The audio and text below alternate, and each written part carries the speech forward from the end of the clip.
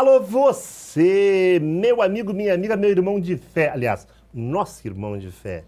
De Frente com o Sagrado, o seu programa de cultura, amor e fé, chegando com a sua permissão na sua casa. Queríamos primeiramente desejar a todos os nossos telespectadores, os nossos amigos que nos acompanham, que nos prestigiam com a sua elevadíssima audiência, agradecer por estar junto com a gente, nos permitir entrar na sua casa. Queríamos, tanto eu quanto o Eric, pedir ao nosso sagrado, pedir ao seu sagrado as bênçãos em nossa vida, para que a gente possa nunca desistir, nunca desanimar, nunca temer. Prevalecer sempre na fé, na entrega, na confiança, na obstinação religiosa, naquilo que você acredita. Eu sempre digo e eu sempre falo. Existem diversas crenças. Ah, meus amigos, mas no fundo, todo mundo sabe que somos filhos de um mesmo Deus. Iniciando o programa, pedindo ao nosso sagrado que abençoe a você e a sua família. Meus amigos, minhas amigas, o nosso tema hoje, ele é polêmico e interessante, certo? Polêmico porque ele vai de uma ponta a outra sem haver um consenso. Isso gera polêmica, tá? Interessante e curioso porque muitas pessoas, e a grande maioria das pessoas, não sabem exatamente a que se refere o ponto em debate hoje. Com a seleção de pautas do nosso produtor, o André, o nosso ilustre produtor, que se dedica a pautar, a escolher pauta, a estudar e nos mandar os assuntos para nós podermos debatermos aqui. Muito bem estudado pelo nosso produtor. Dúvidas, perguntas, sugestões, ao final do programa vai passar embaixo ali o seu telefone, né, para que você possa fazer contato com ele, sugerindo alguma pauta, pedindo a ele algum esclarecimento. Tudo aquilo que você tratar com ele, certamente ele vai reportar a nós. Dito isto, Eric Rolf. Axé. Axé, Todos, axé, meu irmão, meu amigo, meu querido. Sua bênção, babá. Axé, sua bênção. Bênçãos também. trocadas. Bênçãos. Bom, meus amigos, hoje, tá? O nosso assunto vai falar sobre Quaresma. Mas, afinal de contas, o que tem a ver Quaresma, que é um momento religioso dentro do cristianismo, perfeito? 40 dias que antecedem a Páscoa após quarta-feira de cinzas. E afinal, o que tem a ver com a nossa cultura afro-gaúcha e também com a Nigéria? Afinal, por que o batuque, de uma certa forma, por uns mais tradicionais, entre eles eu, perfeito, fizemos algumas práticas nesse sentido, respeitando a Quaresma. Nosso trabalho hoje vai pautar sobre a origem e a prática da Quaresma. Falaremos sobre a prática da Quaresma no batuque. Nós vamos abrir um contexto histórico, tá? Abrangendo o sincretismo e a necessidade da diáspora contemporânea de preservar essa questão da Quaresma, tá? Certamente você aí deve se perguntar, né? Mas por que o batuque, né, tem a quaresma, e aí existe trabalho na quaresma, limpeza de quaresma, limpeza seca, limpeza de encerramento, limpeza de abertura, né? O assunto vai ser debatido pelo nosso estudioso da cultura afro-gaúcha, Eric Wolff.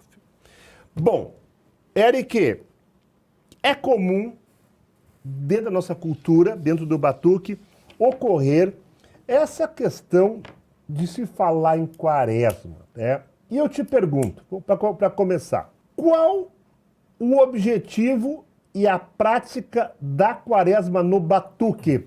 Assim, ó, procurando um contexto histórico, né, entre o sincretismo e a prática.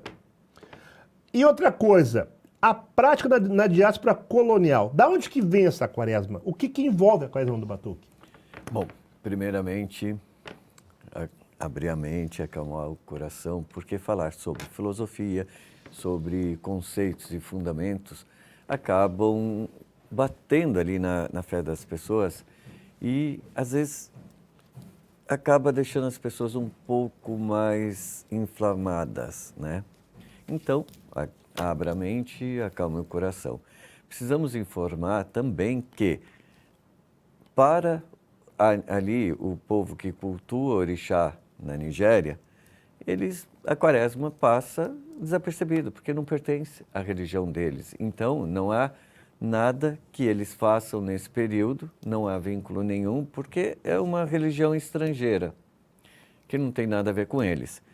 É preciso informar que aqui no Brasil, através do sincretismo, que foi necessário numa época, na diáspora colonial, houve a necessidade de o religioso praticar o sincretismo, ou seja, misturar ali os conceitos com a fé cristã para que fosse melhor aceito e não fosse ali taxado como feiticeiro, como pessoa assim que não houvesse discriminação.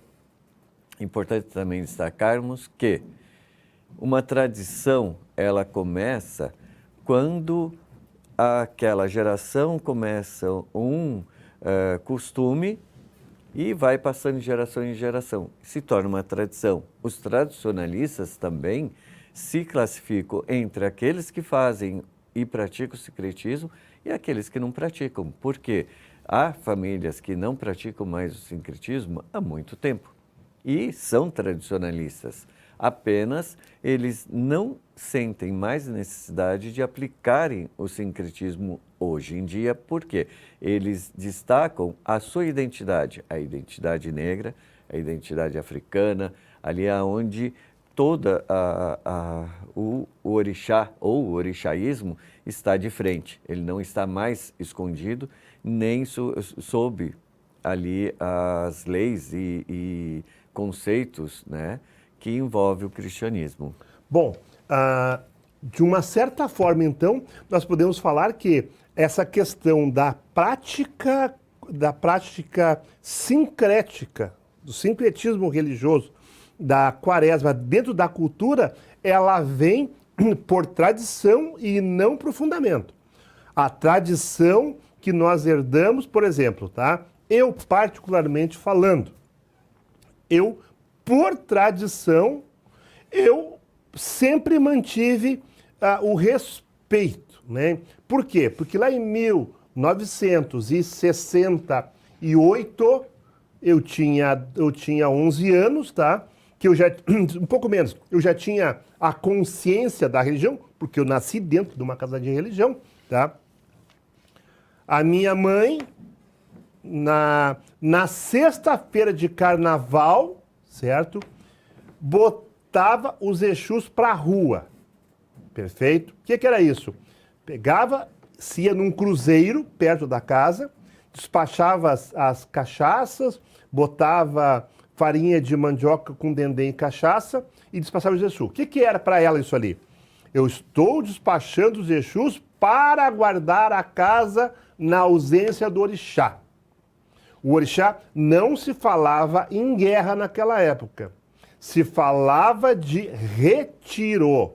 O orixá ficaria 40 dias de retiro, aonde, após despachar o Exu, nós voltávamos para casa, iríamos cobrir todos os santos com um pano. Nós fechávamos o PG, que era o altar, né? Cobria tudo de branco, fechava a porta do quarto santo e ficava ali 40 dias fechado. Aonde dentro da casa não tinha corte, não fazia corte, trabalhos só de urgência,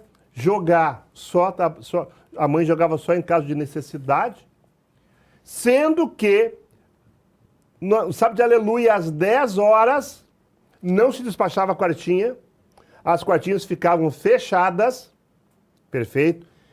Aleluia, 10 da manhã, estávamos na casa para abrir o PG, despachar todas as quartinhas para a rua, encher novamente, colocar e tocar às 10 horas uma chamada do orixá. Não era uma roda, era uma chamada. Chamava uma reza de Bará, a Oxalá, um pouquinho de cada uma. Perfeito? E à noite, aí sim, tinha um batuque. Mas o batuque não tinha corte. Não existia corte, não era quinzena, não era festa. Era só um toque, perfeito? Nesse dia se dava por aberto a casa de batuque. Então, o que eu quero colocar para ti, Eric? Nós herdamos por tradição um respeito. Entendo eu que essa prática está ligada diretamente com o sincretismo do negro lá na época da escravidão, onde ele conservava os ocultás embaixo e os santos em cima, e aí houve essa ligação? Bom, nós precisamos observar toda o que ocorria na época. Os escravos não tinham a liberdade de poder fazer oferendas, não tinham liberdade de poder ter o recolhimento.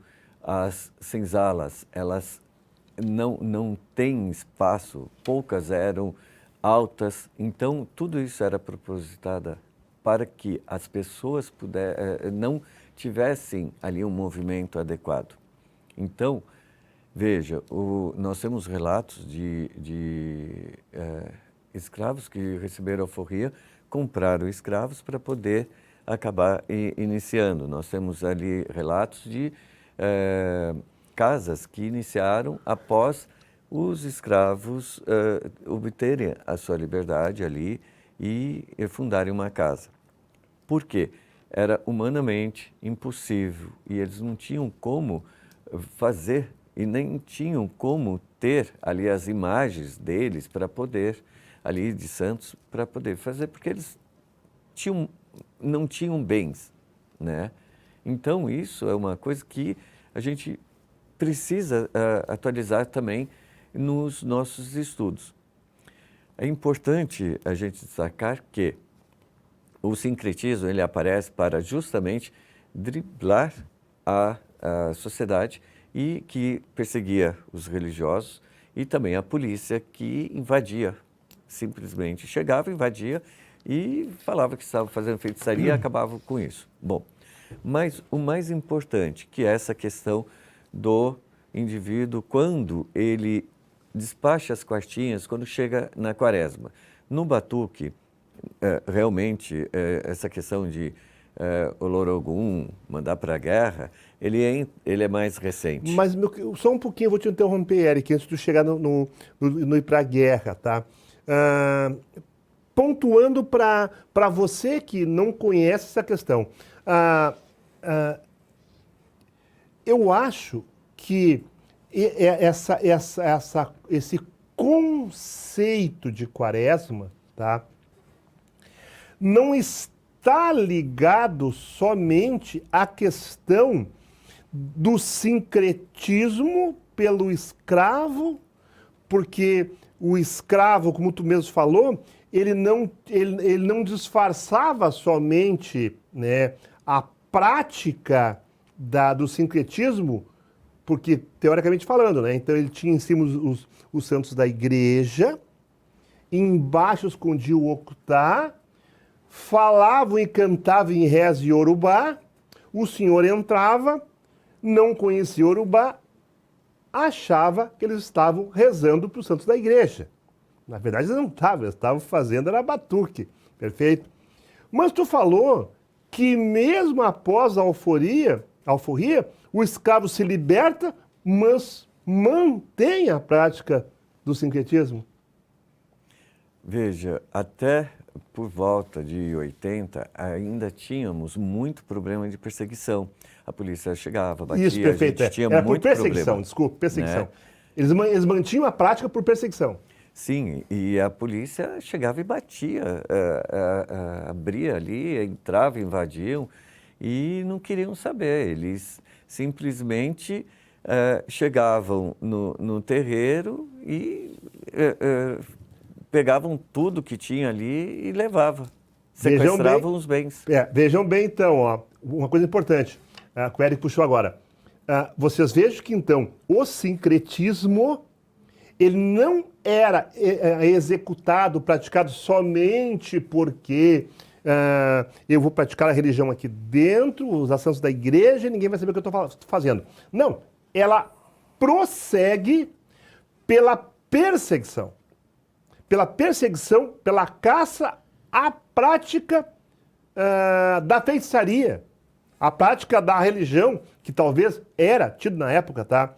Tanto é, e me pontua se eu estiver errado, por isso que lá em 1950, 40, 60, não se usava casa de batuque, era casa espírita, era tenda espírita, era casa 23 de maio. Não se botava na frente o nome casa de batuque, casa de santo, casa de religião. Se usava muito uma data. Casa 23 de abril, tenda espírita.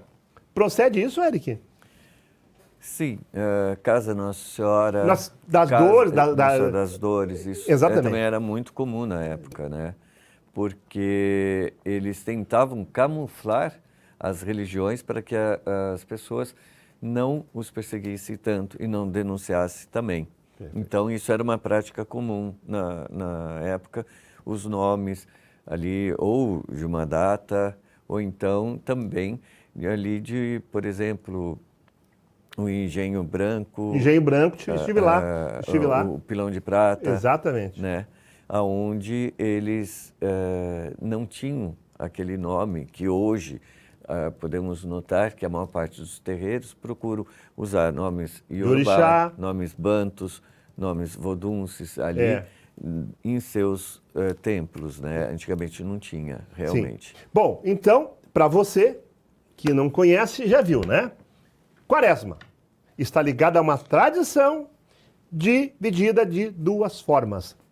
Pela forma que cultuava o sincretismo e depois pela perseguição. Então a quaresma, ela era praticada, o respeito, né? Ela se juntou ao sincretismo porque fazia parte da cultura que o negro fazia. Existe obrigatoriamente, Eric, de manter a tradição? Sim, e eu preciso entrar nessa questão, que é o seguinte, entre ali a época já do Baba Aldo está iniciando, nós tivemos um movimento muito grande entre os anos 70, finalzinho de 70 para 80 e até 2000. Houve um aculturamento. Até mais ou menos 2000 não tinham o nome Olorogum, que quer dizer ali luta, batalha, né? Ali irem para a guerra.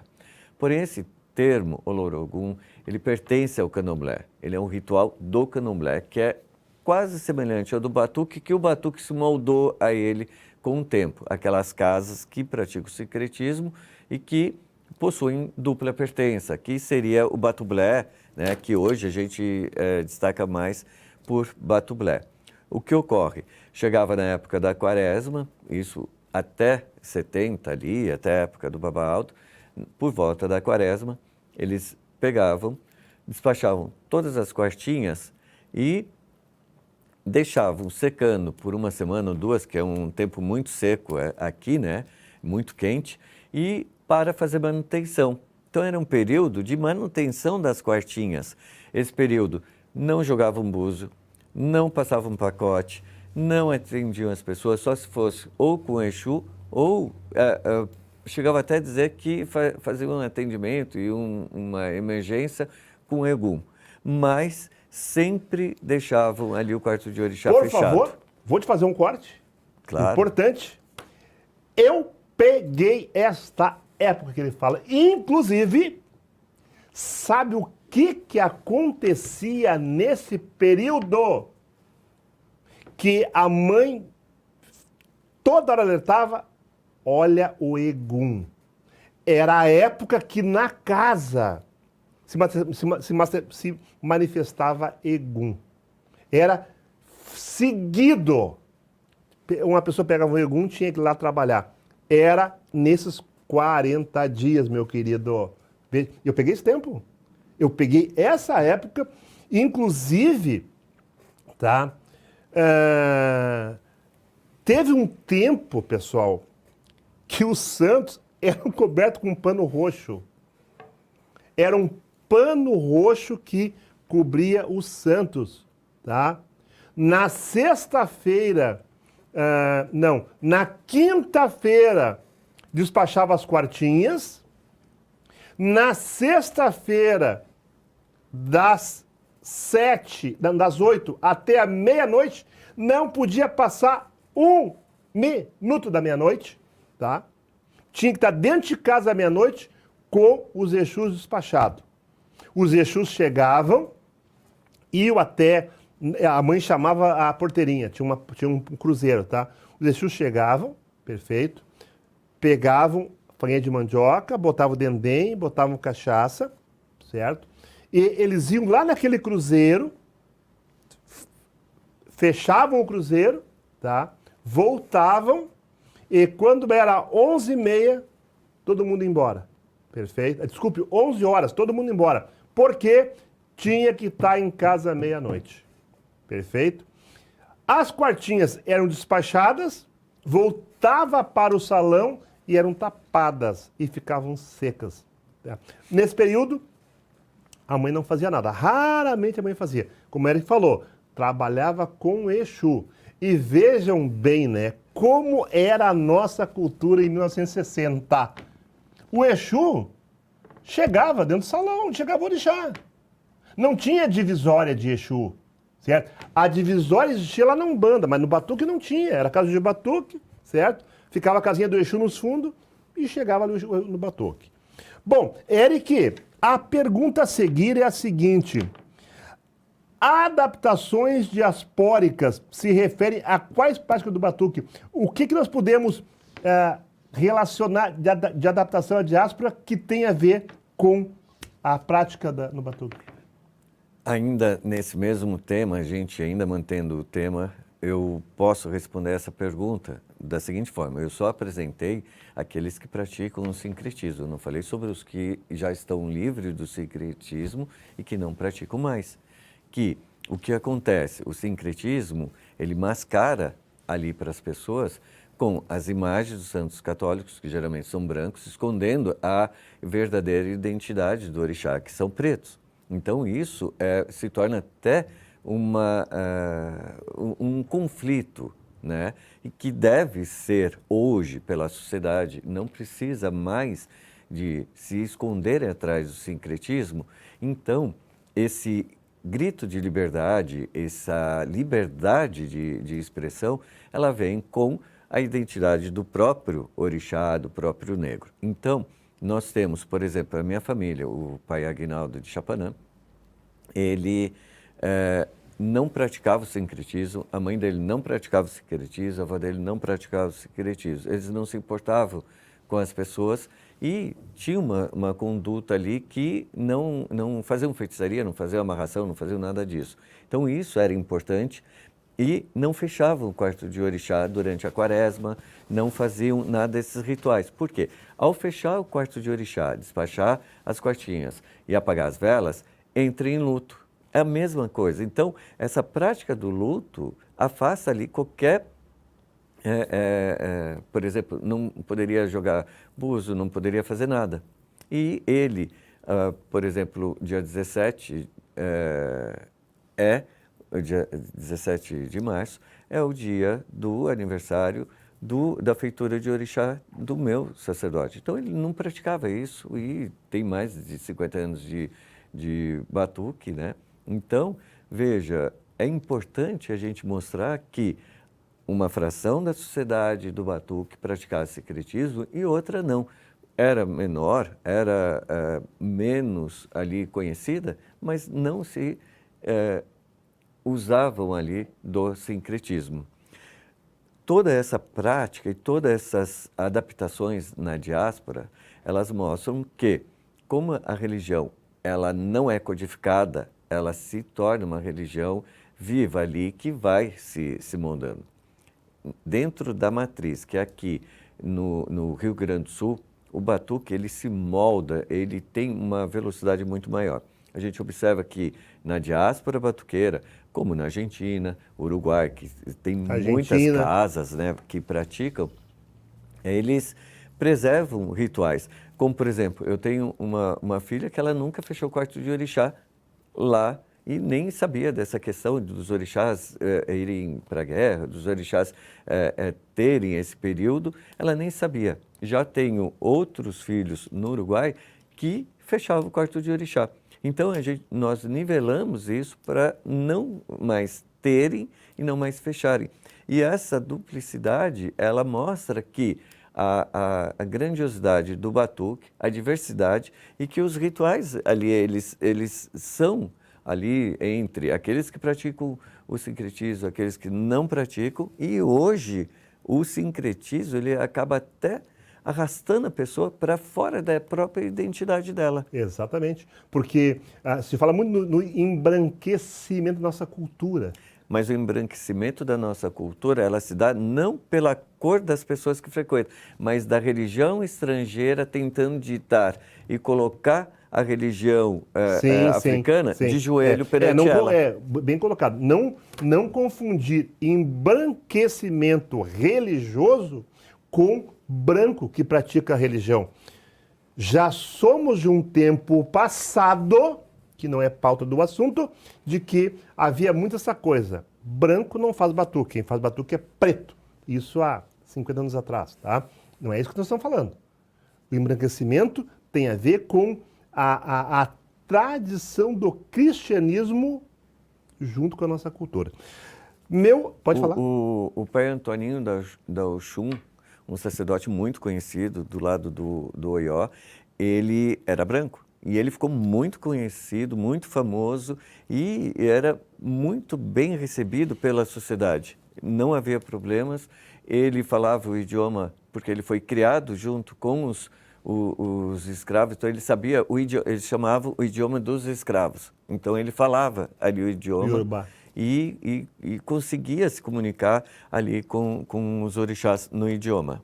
Bom, agora nós temos que fazer uma relação, né, Eric?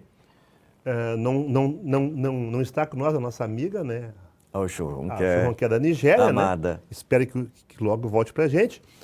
E aí, Eric, qual a relação que podemos traçar entre Quaresma, Brasil e Nigéria? Afinal, o nigeriano, lá em Oió, o Assembleia, o Ifá, eles praticam a Quaresma?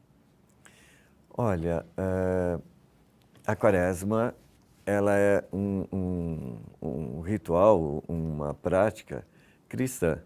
O povo que cultua o orixá, eles não praticam a Quaresma, porque não faz sentido. Seria a mesma coisa que chegar para um batuqueiro e e pedir para ele fazer rituais ali que, de Ifá, que não tem nada a ver com o que ele pratica. Então, veja, esse Orixá Ibilé, ele não é ali vinculado, a não ser que as pessoas sejam cristãs ali, mas não o culto a Orixá, nem Ifá, eles possuem essa prática ou rituais que sejam ligados ao sincretismo, porque não tem isso. Ou então, Não tem relação nenhuma. não tem.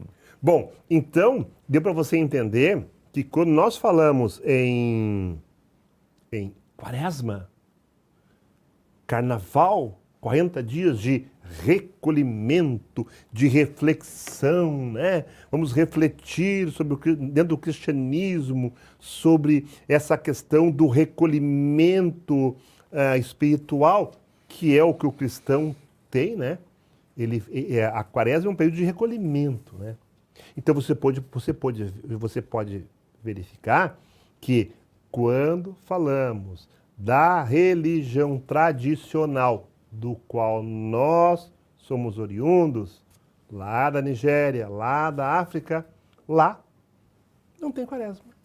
Porque lá não existe a relação com o sincretismo, sendo que o sincretismo só ocorreu aqui no Brasil. Lá nunca teve nenhuma relação do orixá com o sincretismo, lá na religião tradicional. Tá? Bom, então, deu para você entender? Você entendeu que Quaresma é uma tradição na cultura que respeitamos, aliás, uns respeitaram, outros não. Não é nem questão de respeito. Não existe. Quem não pratica não está desrespeitando. É questão de tradição mesmo, né? Então, enquanto uns preservaram, outros não. Outros que nem eu venho mudando ao longo do tempo, tá? Hoje eu já não tenho mais essa prática dos 40 dias, né? Na minha casa, eu estipulei que na Quaresma é o tempo de reflexão da casa. Não, nada a ver com o cristianismo. É o tempo de organizar a casa, eu dou oferta para os filhos, entendeu? Para os filhos descansar da prática religiosa, fica em casa, vai passear, não se envolve com religião. É o momento de eu descansar também. E nós voltamos lá em abril com a festa de São Jorge na Umbanda, tá? Bom, agora, meu amigo querido Eric, vamos para a segunda questão também, que é mais interessante e curiosa. Mas afinal, Eric Rolf, o que tem a ver Quaresma e Aldomiro, lá na casa, há tempos atrás, meus filhos, que hoje nós estamos entrando em recesso, porque o orixá vai para a guerra. E aí, Eric Rolf, que função é essa dentro da Quaresma, de que na Quaresma o orixá vai para a guerra? Da onde vem esse para a guerra? Por que o orixá vai para a guerra? É aquela questão que eu falei. O próprio Beniche, ele publica no livro, ele narra no livro o relato do mestre Didi, o Maximiliano de Santos, né? No livro Orunmaiê, que é o tal do Olorogum, que é uma batalha que no Candomblé eles fazem ali entre uma ala e a outra ala, né? E ali eles encenam uma luta, uma batalha. O batuque, por influência, veja, nós temos relatos do pai Luiz do Bará, que ele era parente da mãe menininha e que ele praticava batuque e candomblé dentro do terreiro, ou seja, ele tinha dupla pertença. Ele fazia, numa noite, ele começava com batuque, chegava a determinado período, ele trocava de roupa e ali ele fazia candomblé. Então, veja, houve também o caso da mãe Apolinária, que tem relatos nos jornais, apesar que alguns entes da família hoje contestam, porém não foi contestado na época, que informam que a mãe Apolinária ela foi feita no candomblé e veio para praticar batuque aqui depois. Então, essas pessoas, elas tiveram oportunidade de trazerem e influenciarem muito os rituais ali para as pessoas. Inclusive essa questão do Olorogum, que é um ritual do candomblé que se mistura ali com o batuque e algumas casas começaram a adotar. Eu tenho até observado que na época do Orkut, finalzinho do Orkut, começou esse movimento do Olorogum com acadáfros, né, que a gente já explicou que seriam os acadáfros do batuque, introduzindo o termo Olorogum no batuque, como outros termos também ali para influenciar ali a sociedade batuqueira e todas as suas seguidores e simpatizantes, né? Mas o Olorogum seria essa questão. Na verdade, então, o Olorogum ele é um rito, um ritual, perfeito, aonde simboliza o fim de um ciclo, tá? Aonde o iniciado ela vai para o descanso, vai descansar, mas é um ciclo de guerra, aonde que está ligado ao orixá Ogum, Lorogum, né? Aonde o orixá ele teoricamente iria para a guerra. Então veja bem, Eric, podemos afirmar então que a expressão o orixá do batuque ir para a guerra estaria associada ao Olorogum da Bahia. Ou seja, o gaúcho se apropriou desta prática, incorporou aqui e passou a chamar o orixá indo para a guerra.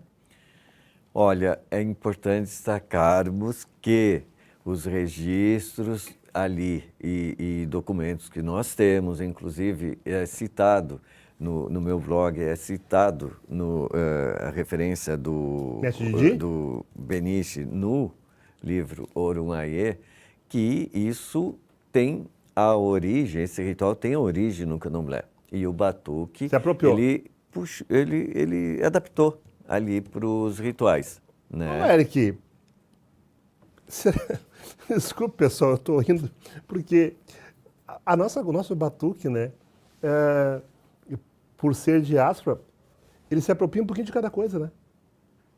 Se apropria, para ter a sua identidade, ele se apropria de um pouquinho de cada coisa, porque posso afirmar para vocês, então, que essa questão, essa expressão, né, que a gente sempre ouviu do orixá ir para a guerra, não é uma tradição, não é nós que criamos. Nós nos apropriamos de uma coisa que já existia. Mas o babá, veja, o babá da referência dos anos 50, que não conhecia o termo ir para a guerra. Ele vem depois, aquilo bate com o que eu estou falando, entre 70 e em diante, começam aquela questão de botarem um orixá para a guerra. Aí depois, por volta de 2000, os acadáfros começam a introduzir a palavra Olorogum no ritual. Então, sim. Veja, a gente dá para observar que essa modificação, o batuque ele tem a identidade dele e que os batuqueiros tum-tum, que são os contemporâneos, né, eles acabam remodelando e reformulando ali alguns conceitos.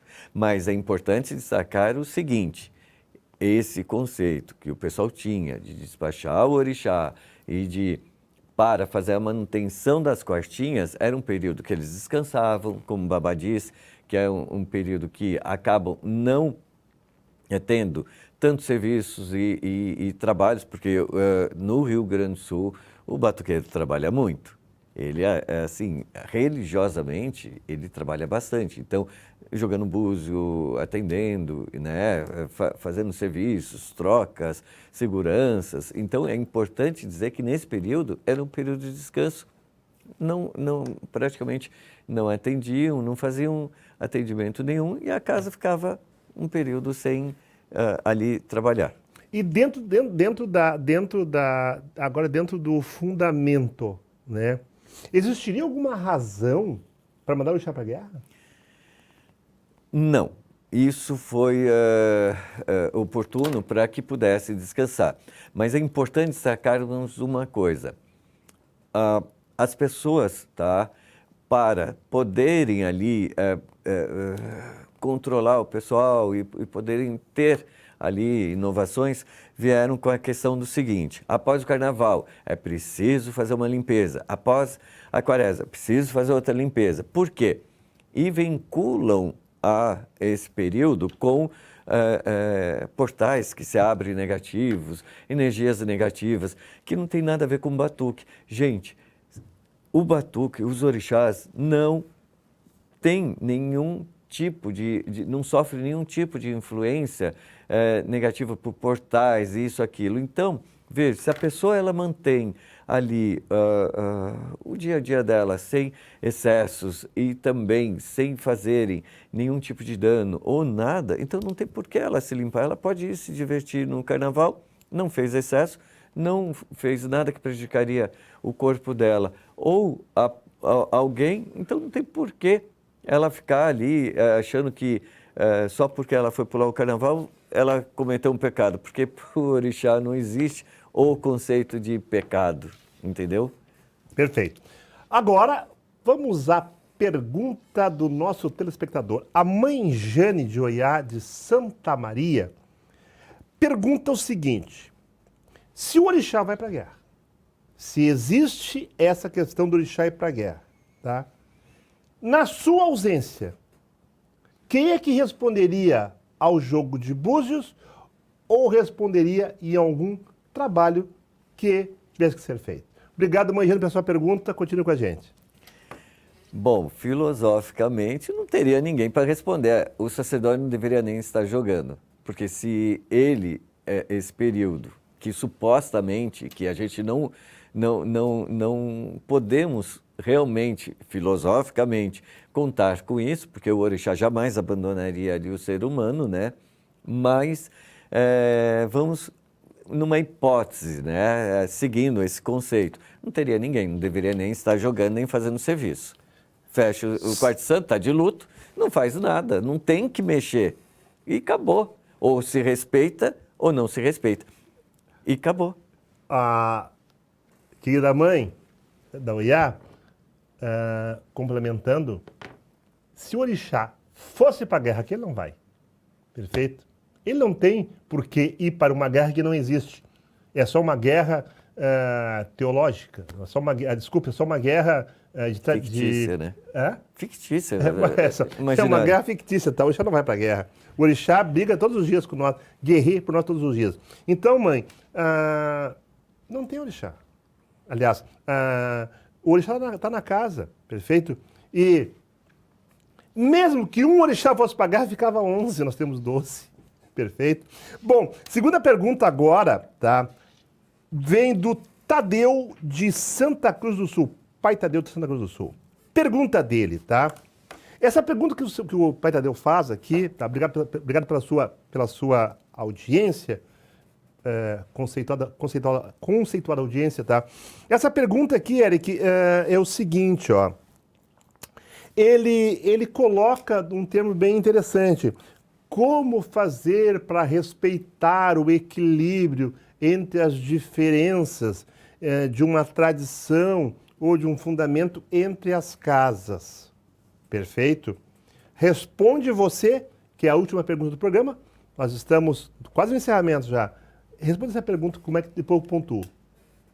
Olha, é importante destacarmos que cada família tem os seus costumes, suas tradições, e podem haver uma variação gigantesca, tá? Então, assim, da mesma forma que apresentamos aqueles que praticam o sincretismo, aqueles que não praticam o sincretismo, não pode chegar e ditar que o sincretismo não existe ou então não tem fundamento. Da mesma forma que aqueles que praticam não possuem autoridade para chegar e ditar que os que não praticam sincretismo estão errados. Como, por exemplo, informam que, dizem que não existiria batuque sem sincretismo. Gente, não existiria batuque sem orixá, sem sincretismo. Existe sim, porque o sincretismo não é um fundamento ali que faz parte. Por exemplo, na hora da feitura, nós não estamos fazendo Nossa Senhora, e sim Oxum. Nós não estamos fazendo São Jorge, e sim Ogum. Então, o sincretismo, ele é apenas ali um suporte para aquelas pessoas que precisam, mas ele não é fundamental para o culto. Se tirarmos o sincretismo, o batuque continua sendo batuque. Se tirarmos o orixá, o batuque não é mais batuque porque não tem o orixá Concordo. ali. Perfeito.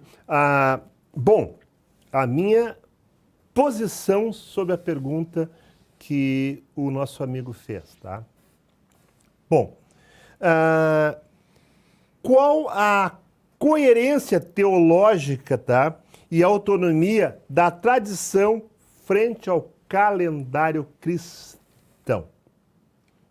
Todos são sabedores que dentro do calendário cristão existe diversas datas, diversos santos, entre eles o Natal, que é Jesus, tá? Bom, eu acho, meus amigos, tá, que essa questão do respeito à tradição do calendário, ela está ligada diretamente com a nossa tradição, não fundamento. A nossa tradição, ela vem da raiz que você nasce, ao seu pai, à sua mãe, que mantinha práticas dentro daquela cultura. Então, por exemplo, nós temos, nós que eu falo é a minha raiz, tá? Nós temos as seguintes datas cristãs de respeito: Quaresma, Sexta-feira Santa da Paixão, perfeito, e Natal. São datas cristãs que dentro da minha casa, respeitando a minha tradição, perfeito, que eu não trabalho. Sexta-feira Santa, perfeito, na minha casa eu não trabalho, eu não corto, eu não mexo em santo. Natal, eu também não tenho nenhum tipo de trabalho. Eu não corto, não faço trabalho. Tá? Assim como... não, aliás, as duas datas, tá? Mas isso não tem nada a ver com a minha religião. Isso tem a ver comigo. Tem a ver com respeito ao meu ancestral, tá? Que eu mantenho essa relação. Agora, o batuqueiro tradicional, a religião tradicional, tá?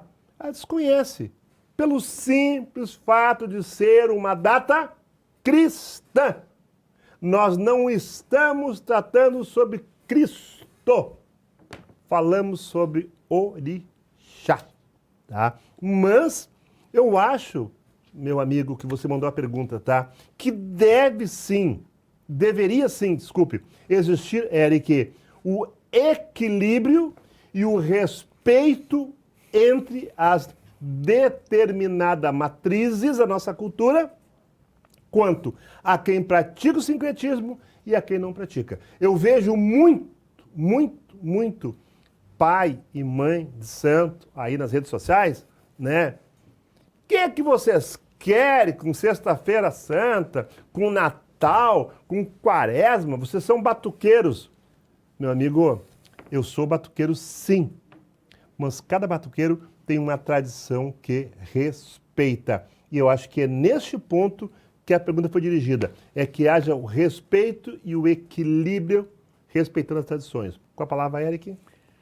Olha, é importante destacarmos mais uma vez que, veja, eu inclusive quero citar aproveitar o meu neto, né, o Marcelo do Odé, ele, em pleno carnaval, ele recolheu uma filha, deu buri, fez, alimentou o orixá dela. E veja, tudo isso com o aval do próprio orixá. Se não existe quaresma e nem carnaval lá na Nigéria, e é uma data que ela é livre e não tem nenhum tipo de energia negativa, ou nenhum tipo de elementos que possam prejudicar, então, axé. E veja, parabéns para minha bisneta, né, da sua obrigação, e que os orixás sempre abençoem da mesma forma que foi feito. Perfeito. Bom, meu amigo, minha amiga, meu irmão de fé, hoje falamos sobre história, teologia, coerência ritual e a convivência entre casas nos seus diferentes sincretismos. Nosso programa procura trazer para você sempre o esclarecimento, a orientação. Estamos aqui para poder proporcionar a você que não conhece tanto quanto se estrutura a nossa religião. Tá? Nosso programa ele é pautado para os curiosos, aqueles que não conhecem fundamento, nem tradição. Tá?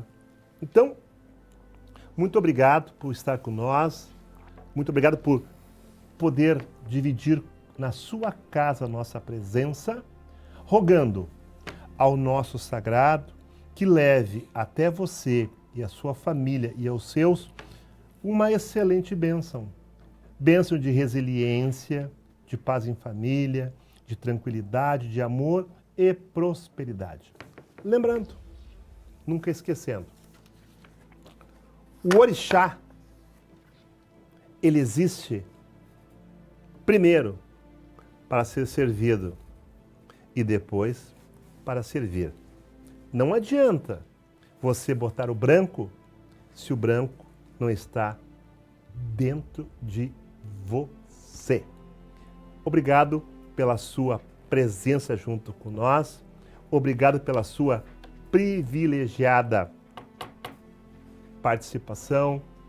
Obrigado a Eric Rolf mais uma vez por estar comigo, certo? Lembrando sempre, aqui no programa é uma conversa entre a minha história e entre o conhecimento, perfeito? Aonde eu vou pontuar sempre aquilo que eu entendo, aquilo que eu acho, aquilo que eu concordo e o que eu não concordo. Até porque religião não é somente concordar. Religião também é divergir.